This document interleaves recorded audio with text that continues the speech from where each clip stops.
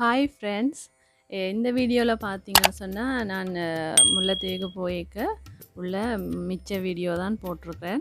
இது ஒரு குழந்தை இயேசு கோயில் ஒன்று போகிற வழியில் இருந்துச்சு. அப்போ நாங்கள் அதில் இறங்கி எல்லோரும் அதில் கும்பிட்டுட்டு தான் போனாங்க. திரும்பவும் நல்ல அழகான இடங்களை நான் வீடியோ எடுத்தேன். பாருங்க, வயல் முழுக்க நல்லா தண்ணி நிற்கிது. மழை பெஞ்சிருந்ததோ இல்லை இவை தண்ணி விட்டு இருந்துச்சுன்னமோ தெரியல. நீங்கள் கூட பார்த்துருப்பீங்க, நாங்கள் போகிற வழியெல்லாம் ஒரு கட்டிடமே இல்லை, எல்லாமே இயற்கையான சூழலாக தான் இருந்துச்சு. நிறைய பேர் நிறைய இடத்துல இருப்பீங்க, உங்களுக்கு இயற்கையான இடங்களை பார்க்குறதுக்கு சான்ஸே கிடச்சிருக்காது.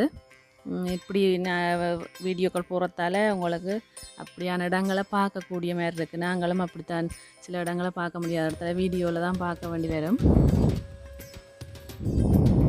பாருங்க, பனைமரம் இடக்கிட பனைமரம் நிற்கிது.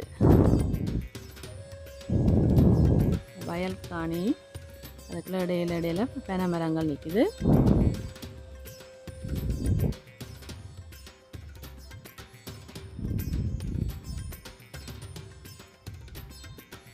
இது பார்த்திங்கன்னா வற்றாப்பளை அம்மன் கோயில் அந்த தெரியுது, அதுக்கு போனோம்.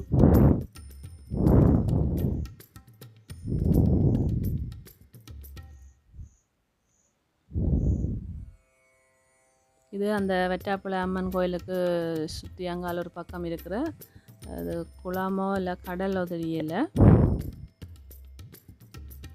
பாருங்க எவ்வளோ அழகாக இருக்குண்டு. இந்த வானத்தோட அந்த கோயில் எவ்வளோ அழகாக இருக்குது. உள்ளுக்கு பார்த்திங்கன்னு சொன்னால் கீழ் நிலம் இந்த முழுசா போடையில் சீமெண்ட் மாதிரி போட்டிருந்துச்சு. தூணுகள் பார்த்திங்கன்னா அப்படி சிற்ப வேலைப்பாடு செய்து தூணெல்லாம் கட்டி இருந்துச்சுன்னா.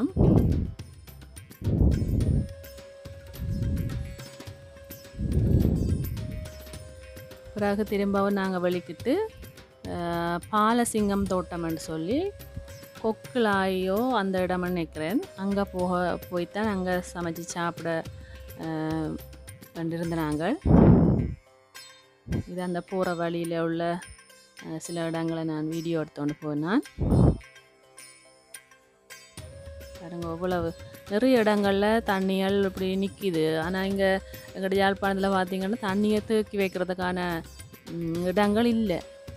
இப்படி தண்ணி தேக்க வச்சுருந்தா அது சரியான வெக்க காலத்தில் இந்த மரங்கள் எல்லாம் செழிப்பாக நிற்கும். இவ்வளவு மரங்களும் செழிப்பாக நிற்கிறதுக்கு இந்த தண்ணி தான் காரணமாக நினைக்கிறேன்.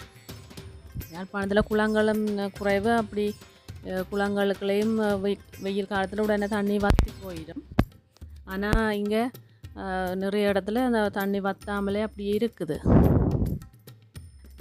இங்கால வன்னி பிரதேசத்தில் பார்த்திங்கன்னு சொன்னால் பெரிய பெரிய குளங்களில் நீரை தேக்கி வச்சுக்கிறபடியாக தான் நம்ம சிறு போகம் செய்யக்கூடிய மாதிரி இருக்குது. எங்களோட ஊரில் யாழ்ப்பாணத்தில் பார்த்திங்கன்னு சொன்னால் சின்ன சின்ன குளங்கள், அதுவும் வெயில் காலத்தில் முழுக்க வற்றி போயிடும். கூடுதலான அளவுக்கு நாங்கள் நிறைய நீரை சேமித்து வச்சுருக்க வேணும். எங்களோட இடங்களில் நாங்கள் எவ்வளோத்துக்கு நாங்கள் மழை நீரை சேகரித்து வச்சுருக்கிறோமோ அவ்வளோத்துக்கு எங்களோட ஊர் செழிப்பாக இருக்கும்.